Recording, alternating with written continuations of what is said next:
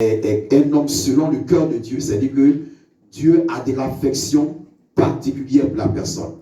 Dieu aime particulièrement la personne. Alléluia.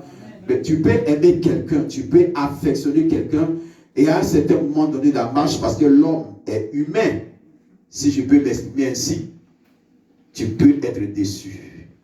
Parce que celui que tu aimais peut te décevoir. Et David avait déçu Dieu. Amen.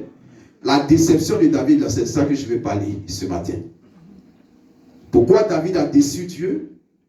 Qu'est-ce qui est arrivé dans la vie de David? Vous voyez, aujourd'hui, dans le milieu évangélique, peut-être que ça ne se passe pas ici en France, mais c'est beaucoup plus dans les pays anglo-saxons.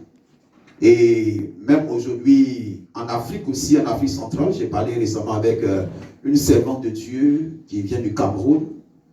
Et quand on échangeait comme ça, elle me disait que, en fait, aujourd'hui, quand tu arrives dans cet endroit, dans cette partie du globe terrestre, n'est-ce pas, du monde, on parle de l'évangile de la prospérité.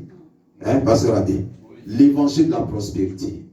Aujourd'hui, quand tu es dans ce pays dont elle me parlait entre-temps, c'est-à-dire que si tu n'es pas prospère, si tu ne prêches pas l'évangile de la prospérité, si tu n'as pas toutes les structures qu'il faut, n'est-ce pas, pour attirer les gens, soit par le moyen matériel, l'argent, je veux dire.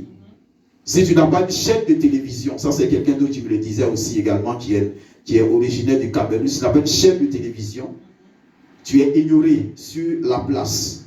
Tu n'es pas écouté. Parce qu'avec la chaîne de télévision, on te voit, ton message porte. Et quand on te voit, ton message porte. Et puis le fait que tu mets à la disposition des fidèles des cars pour les transporter. Tu es quelqu'un de considéré. Mais si tu n'as pas toutes ces choses, on t'ignore complètement. Tu ne fais pas partie de ceux qu'on peut considérer.